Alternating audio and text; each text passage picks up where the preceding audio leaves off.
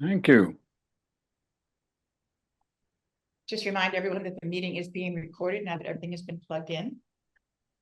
And I don't see anyone outside of us kids, either on the screen or in the room. So we can skip over public comment and go right to our friends from the Division of Community Care.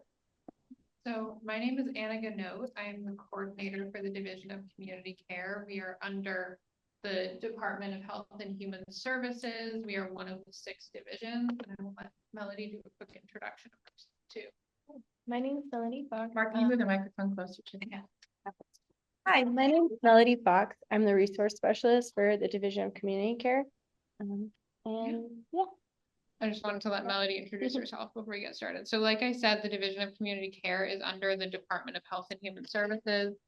At the Division of Community Care, we do a few different things, but just before I get started, we're dedicated to offering person-centered and trauma-informed support to provide emotional support, advocacy, and resource connection for all people in Northampton. That includes residents and visitors. We respond to calls to support people in need, experiencing houselessness, emotional distress, difficulty meeting basic needs, substance use, navigating conflicts, or other related situations. So we can respond to calls for service to support people. Someone needs a wellness check, or you just see someone on the street who you think might be having a hard time, you can give us a call at our phone number, or you can text us. We also have text. We respond to emails too, but you can just call us and say, hey, I passed this person and I don't know if they're having a hard time, but I would really like someone to go out and check on them, and we can just go out, check in with them, see if they're okay, and see what services we might be able to provide. We also offer conflict resolution and mediation services as well. So that is verbal conflict. We can't respond to anything that is nonviolent. So we are trained in de-escalation, collaborative problem solving, conflict resolution, so we can go out and mediate conflict that is between 2 people or between a group of people in the community. And the calls for crisis support is just one aspect of our work. We also offer resource connection and navigation services, with which Melody will delve a little bit more into, and specifically how we can support older adults with those services. But our resource connection and navigation is really to connect people to short and long-term resources to help them thrive in their life. So short-term emergency resources could be emergency shelter. It could be someone just needs food today. Someone needs clothing or doesn't have a pair of shoes. Or someone is having a really hard time with their mental or emotional health, and we can help support them in getting into respite or getting into a residential program that can support them. Long term, we can do housing applications with people. We can get people connected to food and meal delivery services. We can also just provide connection to counseling services or other things. We really just try and get people the support that they need however we can, and just making sure that people have what they need, not only to survive, but to thrive in their life. There are a lot of different ways that people connect with our services. Like I mentioned, phone call and text.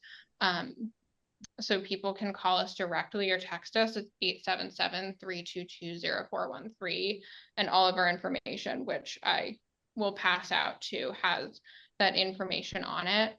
We also have a really good partnership with Northampton Public Safety Dispatch.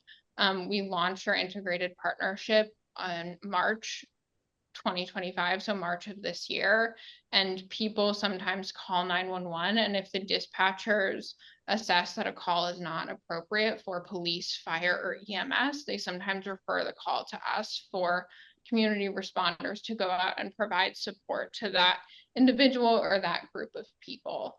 People can also email us to get information about resources, just ask questions. Sometimes we get follow-ups about how someone individually might support someone in the community or a loved one, or they just need help connecting to resources. And Those are the main ways that people can get in contact with us. Right now, we're operational Monday through Friday, 8:30 a.m. to 4 p.m. People can also walk into our community space, which is also operational during those hours. Our community space is where we do most of our resource connection and navigation work. It's where someone can either schedule an appointment in advance or just walk in anytime we're open and sit down with a community responder to get individualized support in connecting to those resources that I mentioned earlier. That community space is a place where people can sit down with a responder or just get access to resources. We have a lot of things available in our space. People can charge their devices. We act as a warming and cooling center during extreme weather. It's a place where people can just sit down too. We have a legal kiosk in our space, which allows people to access a legal library, type in questions, and get answers to things. And that is in partnership with Western New England University. And that's sort of just the broad overview of what we do, which is crisis support and resource connection to really provide that immediate on the ground support, and then provide that follow-up to get people connected. And all of our services are for residents and visitors of Northampton. So we can only respond to calls for service in Florence, Northampton, and Leeds. But if someone doesn't live within that service area, that doesn't mean that we can't provide the support. It just means that we won't be able to go out to them to provide that support. And then Melody is going to get a little bit more in depth about some of the resources that we can provide that are specifically in connection to older adults and how we support the older adult population in Northampton. Yeah, where's your community space? Our community space is located at One Roundhouse Plaza. My friend around house. Great, wonderful. So there's a lot of ways that we support folks, and I'm gonna give you just a little bit of a glimpse right now, but if you ever have any questions, I recommend reaching out because we always try to and support. So in regards to housing, we have a relationship with Community Legal Aid where we can do direct referrals. So folks are dealing with an eviction summons, or they do not have the ability to pay their rent and they have utility arrears coming up.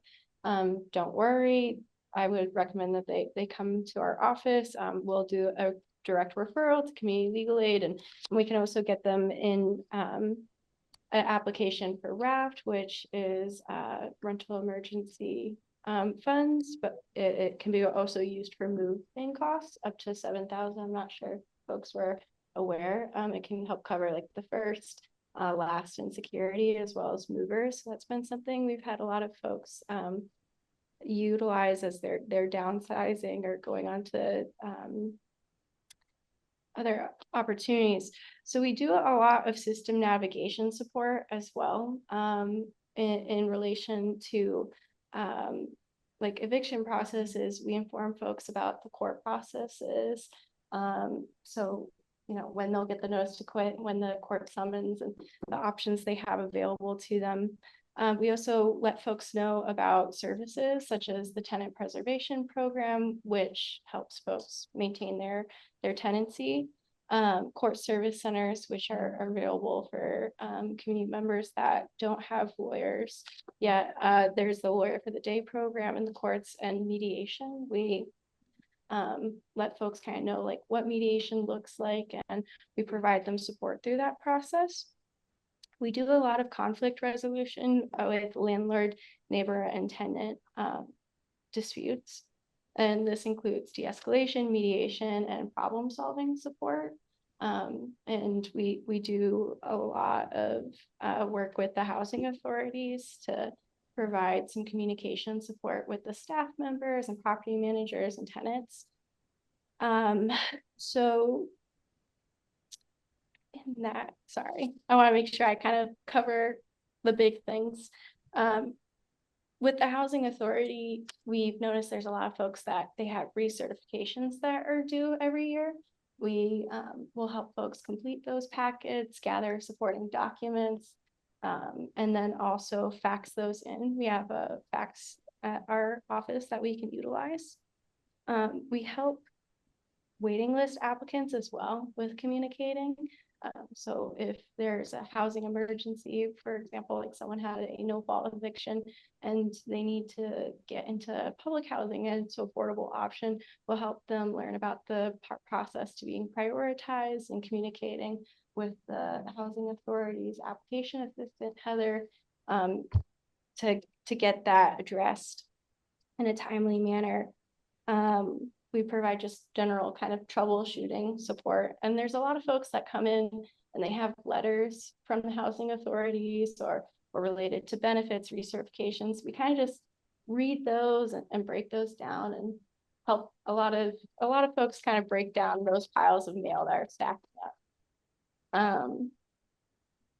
Let me see. In relation to like food and clothing resources, so we do help folks with emergency resource connections. So that could be same day transportation for an emergency food pantry pickup. But we also help folks with DTA applications, so food stamps. If they are in need of food stamps, we will help them set that up. And also with regular food pantry and prepared meal deliveries. There's a couple different resources for that in the area. So in our office, we'll help them, we'll call and we'll set up and go through all the different things that they would like delivered and make sure that they know that schedule and the contact information in case there's any changes that need to be made. One thing that we provide a lot of support for is healthcare, and like the topic of healthcare. And so that could be assistance obtaining mobility devices or requesting repairs for broken ones. That could include also application support for Mass Health or Medicare or other private insurance options, including help changing plans, responding to letters, or understanding their benefits and what is covered in general. We do a lot of troubleshooting support. So if there's any issues folks are dealing with insurance, we recommend that they come in and we'll help them figure that out. Let me see. Oh, online portals, like patient portals. That's a big one that can be hard. And we notice with recertifications and sometimes they'll need to make medical record requests. We help folks with that digital divide kind of get over that barrier and learn how to utilize that portal. And if that's not accessible, we'll help them navigate it in our office. And we do a lot of just general help setting appointments, providing emotional support for folks with making phone calls and kind of dealing with the more tedious things of navigating all of their healthcare needs as they become more complex. In regards to transportation, we help a lot of folks with setting up PT1, which is a prescription for transportation through their doctor's office. We also provide a lot of information about just general public transportation navigation support. Like their buses currently are still free till September 30th, and information about how to schedule rides with the Northampton shuttle. Oh, and we have 4 vehicles. We have 2 vans. One has a wheelchair lift. Yeah, and then we have 2 passenger vehicles. So within our capacity, we try and help people overcome that barrier to accessing the resources they need by providing transportation. That's a lot of services. How many people are in your group? We currently have 10 staff members, 8 community responders, and a coordinator and director. And just, to kind of wrap up what Melody said, we really, I think she got at this really well of our work too, of like the connection and responding to people is we really want to go, like we try to go through things with people and provide support with people as they're going through challenging or confusing times in their life, whatever that may be. And so like she mentioned with our transportation, that's something that we can provide on a case by case basis. And we try not to just, drop people off or just hand people pamphlets or tell people, here's who to call or here's what you're supposed to do, but to do that with people, because so much of life can be so confusing and so challenging, and just having someone to go through it with you and go through the steps. And like she said, we can write direct referrals and we can really be, a navigator and support for people, whether that be, with paperwork or just providing emotional support. And that can be over a long time too. So with those 4 vehicles, what are the limitations that you have set? Do you have to stay within the city limits? And what are the, what kind of criteria can you give rides to? Yeah, like, I mean, and for what kind of things? Can you just give rides for anything? We cannot give rides for anything. If someone has a medical emergency and needs to go to the hospital, we cannot provide that. But we can provide things like if someone, might need to go to a food pantry, that's something that we would be able to provide a ride for. It doesn't need to stay within the Northampton city limits necessarily, which is Northampton, Florence, and Leeds. Our capacity. No, I mean, can you go outside of Northampton, Florence, and Leeds? Yeah. You can go to Hadley. Yes, we can go to Hadley. If a resource was in Hadley or Amherst, we would be able, depending on our capacity, we'd be able to provide that ride and then offer support in connecting. And can you to make that resource. appointments for rides? Like supposing someone had a court date in Hadley, they could make an appointment with you, and if they were in a wheelchair, they could get picked up and could be brought to Hadley and dropped off. Yes. Yeah. Yes, and it's with medical, we can't provide medical transportation in case let's say they needed to go to an emergency Right. room or And it's an an emergency appointment, clinic. Yeah. But there's been times when folks have needed mental health respites and they have needed assistance with transportation. That is something that we have provided rides to the Florence respite or the respite in Greenfield if needed, because there's not beds in this area. So it's still worth calling to see, just in case, because it is a case by case basis that is dependent upon capacity on the day. So if someone lived in Linda Manor and they really wanted to go to Walmart, but they're in a wheelchair and they're low income, would you do that? That typically is not something we would be able to provide, because the capacity for what we're able to do is really focused on the resource connection and getting people connected to resources. With our just limited staff and limited capacity, the rides are primarily to get people connected to resources. So rides to Walmart or to do like So you go to the food errands. pantry, but not to Stop and Shop. Correct, yeah. But if they needed help setting up, for example, getting to know information to access the shuttle service, which would be able to provide rides for shopping trips, we would, if they needed to get in our But they office. can't until you get a wheelchair. Yeah. That's why I was kind of excited. Yeah, we 'cause kind of go I didn't think around. You had a wheelchair ride, that's like right now, unless you want to go to a medical appointment, it's really hard to go anywhere if you have a wheelchair. For shopping purposes. Yeah. Yeah, well, that's helpful for us to know. Mhm. If it would be something that would be out of our ability to do regularly, just because of our capacity limitations and our need to focus on also just the crises resource connection. We would try and set up a way for them to get meals, food delivered, prepared meals delivered. And do you feel like the vehicles get used a lot? Yeah, we have a lot of use out of them.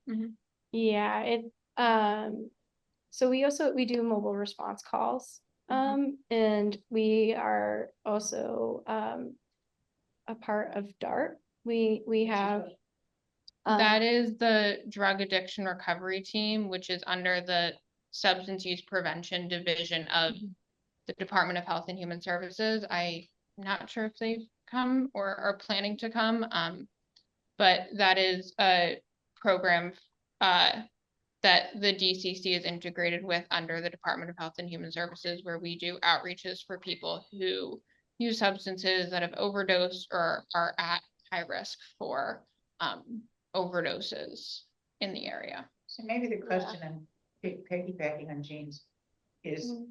what's the profile? You're not a transportation service for Mhm. anyone who wants to go shopping or has to get to a medical appointment. You're focused on people who are in crisis or people who have no resources or about to become homeless. I mean, Mhm. what's your target population, I guess is maybe the question. So for the Division of Community Care, we'll support anyone in Northampton in terms of our capacity to provide transportation. It really is focused on crisis support and resource connection. So getting people connected to resources and, taking them there and doing a warm handoff to make sure they're comfortable and able to access that resource. And then we work to provide support to ensure that long-term and in the future, when we aren't able to provide that service, that they can still access that and have transportation when they need it. Are you seeing a lot of older adults? We do. We see a lot of older adults. We see a range of people, from 20 to 90. But there is a large population that we serve is older adults. With the public housing, the housing authority apartments, one of the things that happens is that there's a regular review and people come in, and sometimes, especially I think since COVID happened and people couldn't go out, but places get cluttered. So to the point where they risk eviction. Mhm. Do you are you a resource for helping to declutter? We are not. We can help with accessing resources and finding places that might be able to assist with that, but we don't provide that. What kinds of places assist with that kind of thing? Island Valley. Yeah, For an older person, Island Valley would be the first. Yeah. Or if it's through the somebody court. got turned down by them. Just, I mean, that was like. Well, why I was there's wondering. also usually an income thing, so if the individual is above the income for Highland Valley, then. Oh, no, that wasn't mine, Mm. but, interesting. Also, the tenant preservation program, if it's gone to the point of court, the tenant preservation program provides support for meeting the need to maintain tenancy, and sometimes that is help with Yeah, cleaning and that is- decluttering and removing items. Right. It's just the contingency is that they have to be involved in the eviction process already. Usually that is Uh-huh. during mediation that they are connected to the tenant preservation program. And it's possible to reach out before, but it's primarily a program that is works along with the courts to help folks that are going through their eviction cases maintain tenancy. If it's for something like that, where it's because they need a home health aide maybe set up, or PCA that can provide help maintaining the environment and maybe decluttering. Are there, are you able to meet, are there any unmet needs? Are you able to basically serve anyone who comes in? Or is there a category of services that if you only had either more people or more money, you'd be able to provide that? Anything that's glaring? I think right now, I can't think of anything that's glaring. We don't have qualifications for service or require anyone to meet certain things in order to access services. And right now, we are able to provide all of the services that are being requested of us. Sometimes, people have needs and there aren't necessarily the resources in the area to meet all of those needs. And I think that can be a big challenge, but again, there are a lot of factors at play there. That's not, you're not gonna solve that in and of itself, so. Yeah, as much as we try, I Right, would like exactly. to. I'm gonna Now, are you gonna be change part of the, Okay. or affiliated with any of that new office that the city's going to have that's at the church next to Holly the Grammar? resilience hub. Oh, the resilience. I've got the Resiliency Center that's supposed to be sending people out on health and mental health crisis instead of the police? Yeah, so the Division of Community Care we are community responders, and so we are a mobile response team that can go out on calls for service that are not appropriate for police, fire, or EMS. So there are some calls that people call 911 that if they're deemed appropriate by the dispatchers for our team to take, we can go out on that. In terms of the Resilience Hub, we are associated with that and part of the city team. And you'll be housed there once that's open? That is a plan, yes. Once the money comes to be able Are there guidelines for the dispatcher so that they, like, is there some checklist or something that how do people decide, like, which, whether it goes to you or goes to the police? So in dispatch, the director of dispatch and that team would probably be the best person to ask in terms of those specific questions, but there is a qualifier matrix that the dispatch team has for calls that they receive, and the DCC team is part of that. So there is a large list of qualifiers and matrix that, says if this, then that, that they then screen calls in a standardized way, that once they've gone through the screening process, if they deem that it's not appropriate for police, fire, and EMS, then So if anybody would question it, they would have a thing and they'd say, this is how we decided that. It wouldn't be just a gut thing, Yeah, it is not a gut thing. Yeah, correct. that's a good thing, I mean, even legally. No. Does your brochure give more information? Can we? all Yes, have a- I would love to. I have flyers and brochures, but I can just hand out some brochures and I will leave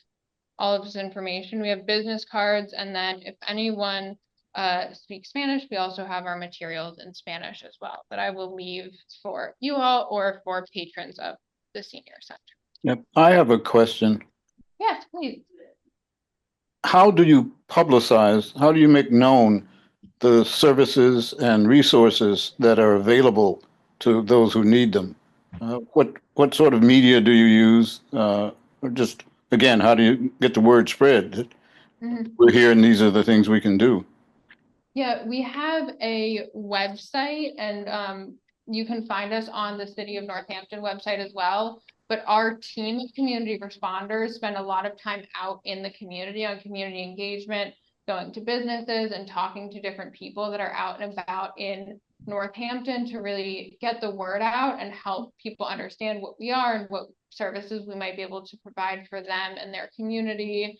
We also do try and put our informational materials and flyers in different places in Northampton where there are public billboards, and reach out to businesses to do presentations. And there are a lot of different ways that we try and get out there. Do you have any opportunity to advertise and say things like the Northampton Neighbors site or the Gazette?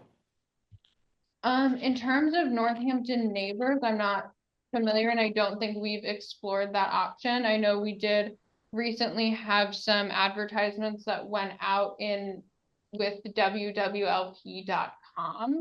And that is where we have done some recent more standardized media advertising. Any other questions? Thank you.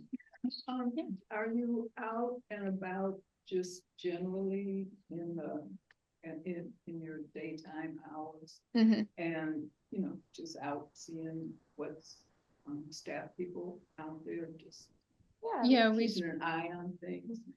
Yeah, we typically have at least one, sometimes two teams. We go out in teams of two, so it would be one or two teams out throughout the day that are going throughout Northampton, Florence, and Leeds, just to connect with people and talk to people who are on the street or businesses too. So we really do try and spend a lot of time out in the community, really talking to people and listening to people throughout the day. And what about the evening or nighttime? It's just, you just have regular daytime hours? Currently, yes, we are just operational Monday through Friday, 8:30 AM to 4 PM. So those are the only times when we typically have people out. During the summer and winter months, on extremely cold or extremely hot days, we will sometimes open up as extended hours. So the last couple of days, we were open until 7 PM as a cooling center. And during those hours, you know, when we could, we also had teams out throughout Northampton that were able to talk to people and hand out waters. So standard, we are only open 8:30 AM to 4 PM, but there are occasional days where we have some evening hours. Do you ever have any conversations about maybe doing it like 10:30 to 7 or anything? Like, you know, because it just seems like there's probably not I mean, I don't know. There are crises, but like between 8:30 and 11, it seems like there'd be less crises than there would be in the evening. Yeah, things do happen in the morning, but I do hear you. We currently, you know, we've had a lot of discussions about when to expand operating hours, and we are currently exploring options to do that, looking at when calls might come in and when the highest need would be outside of our current operating hours. So conversations would be to expand hours into the evening and hopefully still, you know, stay open at 8:30 in the morning for things that do arise in the morning, and then look at when is the highest need area outside of our current hours to then expand. And do you go to the place like Salvo and introduce yourselves and introduce services to the people who have in your home? There are times when we do go to different events or gatherings that happen at the Northampton Housing Authority properties or different properties. We were recently at Salvo House and McDonald House and Cahill Apartments for some events and distributions that were happening there. On a regular basis, we don't typically just go inside the housing authority properties to introduce ourselves, but we do try and stop in and attend events there to get to know the people there. And there are, you know, with Hampshire Heights, Lawrence Heights, and some other. All the properties. Yeah, we've done some food distributions with the Survival Center, and we're at the Juneteenth. That's very great. Yeah. One last question, so we let our friends finish their day. I would love to ask if you don't mind as well, but looking at services for older adults and people that you're working with, what would you say are kind of the top concerns that you're? Housing, healthcare navigation, and housing and healthcare navigation, and then I'd probably say transportation. Big three. Yeah. No, unfortunately, not surprising. That's right. Food is, I would say next up, but thankfully, you know, that's one of those things where we have a little bit more resources available, but I think, yeah, housing, healthcare, transportation, case management kind of thing. So. Thanks again. Appreciate you coming back. Thank you. Yeah, Thank you. thank you so much Great, for very having us here. Informative. Yeah, and if there are any more questions that arise after this, please feel free to reach out to us via phone or email, and we'd be happy to. And if somebody wanted to come in and meet with you, Mhm. and they were not ambulatory, Mhm. you would go get them, right? Thanks again. Thank you very much. Yeah, no, this was a Thank pleasure. you. And like And I said, I will just leave all of this information here, or I can pass it around now if it would be. Let's just leave it. Okay, yeah, Okay. I'll leave it here. Thanks again, Jack. Thank you so much for having Thank us. you. It was really nice to meet all of you. I think it's always worth reaching out if you have a question you might be unsure. All right. It's a pleasure. Thank you. Of course. Right. Well, hopefully it's cooled down a little bit as the evening comes No. in, right? Oh, No, it's just gonna get still hotter. nice- Still nice to out there. Oh, no. Yeah. I gotta take care of the garden. It's still 87. I think. It's supposed to maybe rain. It does say 85. Oh, that's nice. All right. I said better. Take care. That's good. My Thank you. spot plants need it. Okay, kids, we have the rest of the meeting finished. Have a good one. Thanks again. Mark, can you pass the microphone a little bit? Oh, it's okay, Owen. Thank you. Thanks, Mark. We have the minutes from our June 12th meeting. Entertain a motion to approve those minutes. So moved. So move second. Second, And second, all in favor? Aye. I, Any Aye. opposition? We're good to go. Thank you. Seems like a long time ago, and it was because it was 2 months ago. Kim, director's report.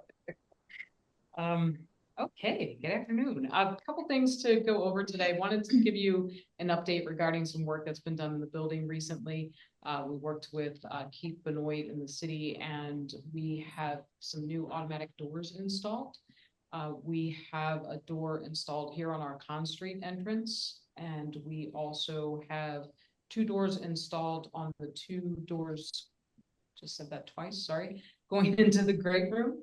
A lot of times those doors are closed during movies, during programs, and so to have the automatic openers on those doors has been a huge bonus for us, and making sure that that room's accessible at all times. We also have one installed on the fitness center door as well that needs some adjustment, is not quite operational, but that's another place in the building where doors are often closed, especially in the cold, helping the room stay a little cooler in the hot weather. It's helpful to keep that door closed. And so in order to make that room fully accessible as well, that's been added. There's a few things we need to adjust just because they're different doors. So that's not operational yet, but will be soon. So we have those new doors installed and they've been helpful. Also, in terms of the building, just to give you an update on our schedule, we're closed for the holiday on September 1st. But as you all probably know, preliminary election is occurring on September 16th, and we are a polling location. So you will see some program changes both the Monday and Wednesday around that so that we can set up and then clean up after that. And then on the 16th itself, we're closed for our typical programming in order to be open for polling. So that's coming up as well. And there will be a change in our schedule to accommodate that. For programs and services, yeah, it's been a little bit since we met. For June and July, we welcomed 67 new members. We did see a little bit of a drop in our daily attendance. We had been up to about 190, but over June and July, it's settling in more around 171. So still busy, but a few less people. Artist of the month, we have new art hanging up in our gallery, and that art is featuring artwork from our Monday Art and Craft Buffet participants. And so there's I can't remember off the top of my head how many artists are involved in that display, but it's a pretty phenomenal display. So please stop by the art gallery to see that. Lunch and Listen, I've talked a little bit about. Emily has created a lunch and listen, and the next one is actually tomorrow, the 15th. Abe Loomis is going to be accompanied by Tracy Grammer on violin and Jim Henry on guitar. Table tennis, I wanted to bring that up again, is going fabulously. Every Friday, we've got the activity room blocked off for a handful of hours, and people are enjoying table tennis. And we've actually seen quite a few new members come in with the opportunity to play that too. And so that's going very well. And we also have added, in terms of tech support, we've added a few other opportunities with a few other people offering tech support. That continues to be a need for a lot of people coming in. And so we've got several different options for that now. So if you know anybody looking for tech support, if they call the main number of the senior center, we can talk about who's in on what day and where the available time slots are. So we want to continue to help where we can there. Also, along the technology note, we have 2 computers in the library, as well as 3 computers in the workshop. That's not new, but they have all been upgraded. And so we've been having a lot of technical difficulties with those, and we thank everybody for their patience as we have been working through those with IT. But we do now have them upgraded, and they seem to be running pretty smoothly for us at this point in time. So in addition to having tech support on board, there's 5 public use computers that are running smoothly at the moment. And the tech support is both for Macs and for PCs? There, depending on who you're talking to, some of them have specialties in different areas. Right. But yes, it should be what would be helpful is you call in and make the appointment, let us know what you've got a question about, but I think that you've got people that would be able to help with. Cause I thought, Question why, either. it's the high school kids that did, the math stuff and that, you know, on the PC stuff.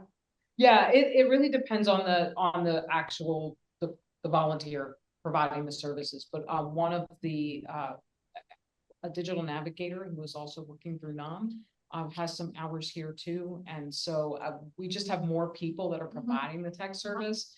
At one point, the particular volunteer that we had was not well versed in Macs and was more PC based, but I think with the addition of the addition of people on board, new people on board, we're bringing some wider range of skill set as well. And so I think we can accommodate most things at this point, but as people set up appointments, if you say what your question is and what device you have or what device you're bringing, we'll make sure that you're connected with somebody who can help with that.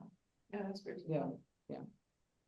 Michelle, a couple updates from Michelle from on a social work perspective. Number one is she's thrilled to be welcoming 2 new Shine counselors, and so she's working with them and mentoring them so that they can assist with open enrollment.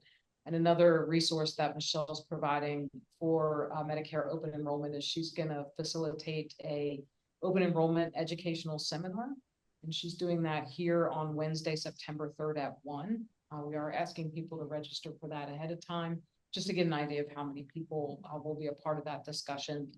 But that's going to be something that she takes the point on, and I'm excited to be able to offer the information around that. It's that annual time again. You might be able to guess what I'm about to say, but I have reached out to Northampton neighbors to see if it's too late to march in the Doozy Doo Parade. The Doozy Doo Parade is September 20th. I will admit on camera that I've not registered yet, but I've reached out to see if it's too late to do so. But if you're available on the 20th to do that, I'm assuming we've got a spot in the parade.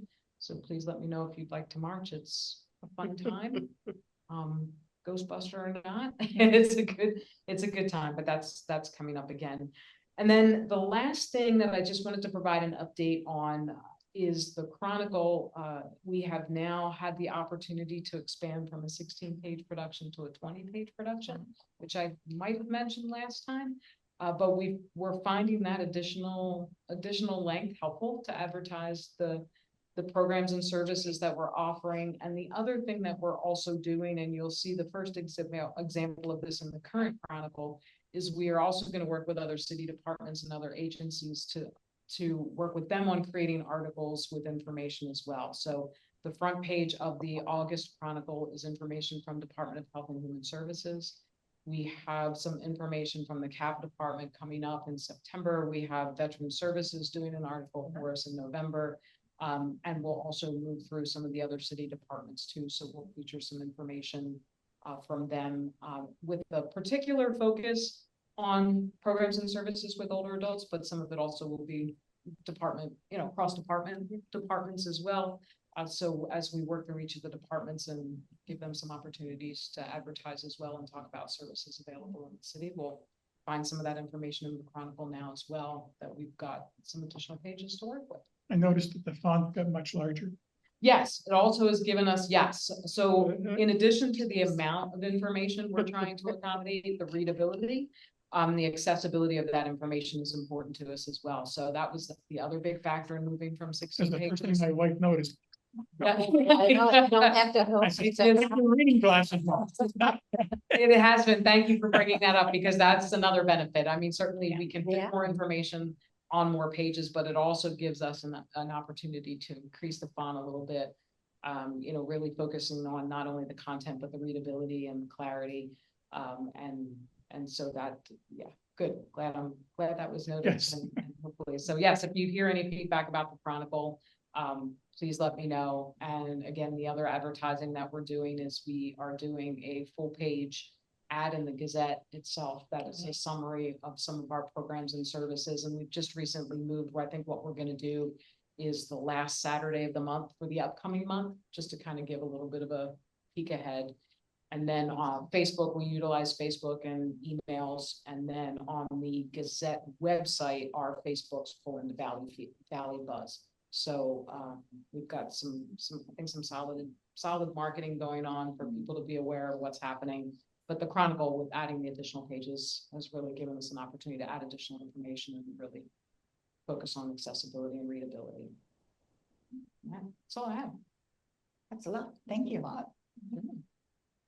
So, next agenda item, update on other agencies and city departments. And so I think we're going to take a pause.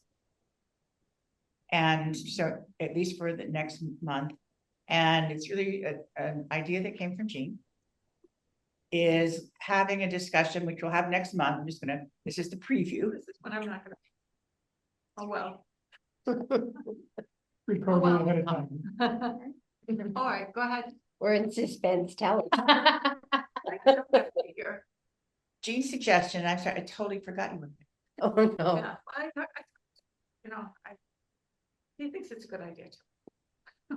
But the idea of looking at ourselves, you know, our role as what do we want these meetings to be? What do we want our individual and collective involvement to be? As rather, in addition to coming and listening for all what Kim is updating us about. So that's basically what it is. Sort of, let's talk about ourselves. Let's talk about how we can think we ought to be more engaged or not. That's sort of the bigger picture. Right, and in what way, I mean, because how, if you wanted to do being more engaged, like what's the route you take? Oh, the whole 9 yards, right? Right. How to do it, what makes sense, what doesn't make sense. So be thinking, it'll be on the agenda for discussion at the next meeting. And at the same meeting, so I think it's, I don't know, when the last time we had a conversation. There's something known in the National Center for Reframing Aging that they've been around for a number of years. And it's looking at aging in a more up-to-date perspective, primarily looking at language. Remember, part of the age-friendly work in Northampton was having city departments make their own self-assessment and how they were communicating with older adults who were using their services, not only in person, but in written communications, talking, language, etc. So that's on the agenda for next month too. And so we have homework. We have homework. Because I remember getting one of these. Well, we're doing it again, Bob. I still You can have have mine a with me. new colorful copy if you want. Okay, Can you pass these? Yep. As well. So again, looking at, and I think we're going to all start giving ourselves some get stars if our language changes. And I think that terms like elderly and senior citizen are no longer appropriate. Considered to be very ageist and pejorative. So you heard our friends in the community care talking about older adults, just the preferred term. So that's what this is looking both what to see, you know, say this instead of that, and looking at what words and phrases, the meaning they can have, and it's not always positive. And so we're really looking about thinking more positively about folks as they age. So that's a preview. You got your homework assignment, which is to read so we can discuss. That work for everybody? Yeah. Let me, Mike, you want me to bring you a copy of this? Sure, I'd appreciate it. So. Not that long ago, we each, I think, had access to the fairly substantial and lengthy report that was done that focused on making the city age friendly. I wonder if that report could be either made available or it does seem to me that some of the things in that would be worth looking at to inform our discussion to, you know, sort of. We can just, we'll send a link, electronic copy, and actually we can, Mike, do you want this hard copy? You can also just get, these are all soft copies. I said, you have the links, right? Yes. Right, so Yeah. rather than Just save yourself. Okay. But we can, we'll make a note of it, age friendly report, but that's a good point. Thanks, Mike. Mm. Yes. Oh. So Bob, Elderly. what's happening at Highland Valley? Nothing there. You do not have meetings in July or August. Okay, so there's nothing new since June. Nothing. Nothing. There we go. It picked 2 good months to take off. Well, this summer in particular. Our next meeting is September 11th. Gina unfortunately will not be able to be with us. Canning with my sister-in-law. I love the story. I love the story. It's the 39th year in a row. You did it through COVID too? That's when I saw your email. What? That means that they went through COVID. That's a lot of stuff. How many jars do you guys end up canning? Very similar here, but I usually, like, we do sell them, we do peppers, so I guess that's probably, and then sometimes it's kind of 30 or 40. quarts, you know, so Yeah. like, there's not a question. But I probably bring home like, 8 jars of salsa and 12 jars of pepper, you know. Okay. It's a lot of, a it's lot. cutting hot peppers fully. That's a process. Do those numbers need to be in the minutes? I don't think so, unless she wants to share more widely with the community about the success of the family canning project. I think we can entertain a motion to adjourn the meeting. Yeah. I think everyone's in favor of that, but yes, I was just impressed with doing it for so many years. So who's got the motion? Who's got that? My motion seconded and everyone agreed. Yes, we agree. Okay. I'll stop recording. The people are such a well